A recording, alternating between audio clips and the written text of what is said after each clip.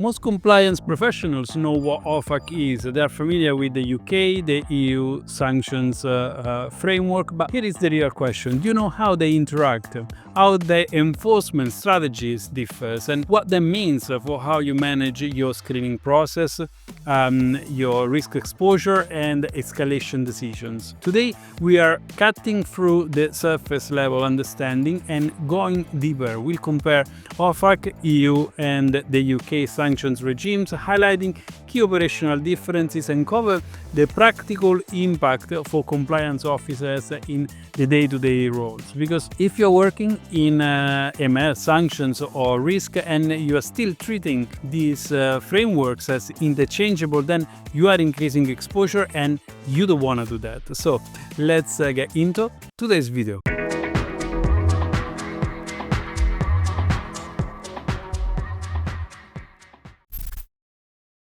Let's start with OFAC, not from a textbook angle, but from what it means for your role.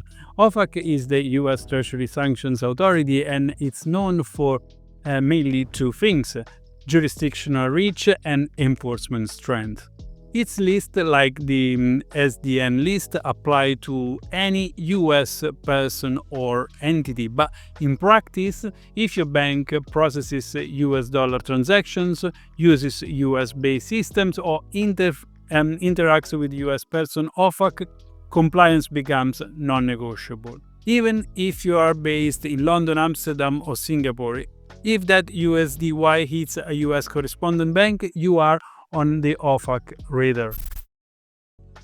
Let's compare regimes. OFAC operates from a centralized US authority with a clear prosecutional drive. In contrast, EU sanctions are a product of consensus among member states, slower, more political, and enforced at national level. Post-Brexit, the UK has carved out its own sanction regime under the Sanctions and Anti-Money Laundering Act 2018, led by OFAC. It's now more agile, often aligning with the EU-US, but within independent listing and priorities. From a list management perspective, OFAC uses the SDN list, often tied to sectorial and country-based programs. The EU and UK maintain their own consolidated list with slight overlaps but also independent designations. And this matters because as a designed entity might be on the OFAC's list but not necessarily on the EU and UK list.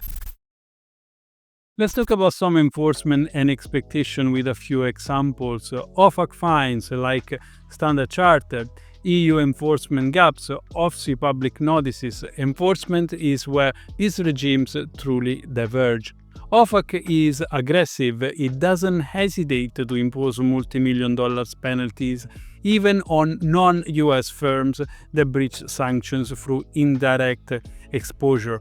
The EU, by comparison, delegates enforcement to member states that leads to fragmentation and, frankly, weaker deterrence. The UK, through OFAC, is building a stronger enforcement profile. Since 2022, OFAC gained the power to issue penalties without proving strict liability, moving closer to the US model. So what does all this mean for you as a compliance officer that is working for a regulated institution? Here are 4 key takeaways to keep in mind depending on your jurisdictional exposure. Screening against multiple regimes, where relevant, is essential.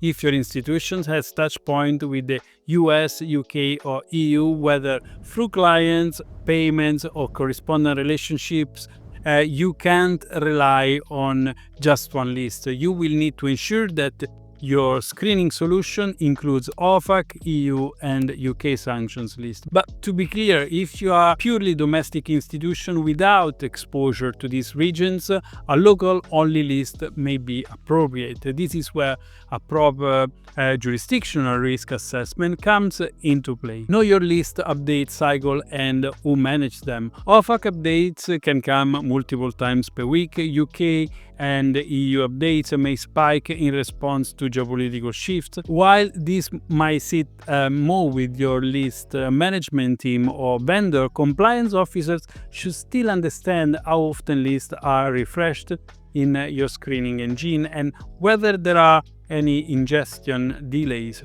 If you're not sure, ask the questions internally. You don't need to manage the tech, of course, but you do need to ensure the process is robust. Document your risk-based decisions, especially around ownership. Partial matches, false positives, and ownership structures are common pain points. The OFAC 50% rule requires special attention, and I've done also a dedicated video explaining how it works, and you will find it right above in here. So definitely check it out if you haven't seen it yet. It's about the 50% rule. And the key here is if you want to choose not to escalate, block, or report, make sure that your reasoning is documented and auditable, mapping your indirect exposure beyond what's obvious. This is often missed. Sanctions risk doesn't always come through direct relationships.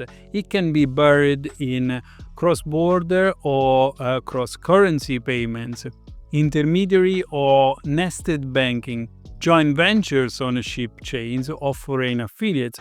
How do you stay on top of it? Start by collaborating with your payments, operations, legal, and frontline business unit. Ask where funds are routed, who own what, and how counterparties are vetted in upstream relationships. Even a basic sanctions risk mapping exercise can uncover surprising gaps, especially in global or fast-scaling organizations. If you want to go beyond the theory and actually learn how real-world sanctions compliance is handled, take a look at the FinCrime Career Accelerator. It's a practical course that I designed for professionals like you and people who are ready to move from managing alerts to making confident risk-based decisions in AML, KYC, and sanctions roles. And right now, it's available at a special offer of £199 instead of £399.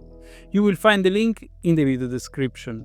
If this video helped clarify some of the OFAC versus EU and UK gray areas, feel free to like it. It helps others to find it as well. And if you are seeing interesting challenges around sanction screening, please drop me a comment. I always read them and reply as soon as I possibly can. And that's it for today. I'm Marco, this is FinCrime Agent, and until next time, see you soon.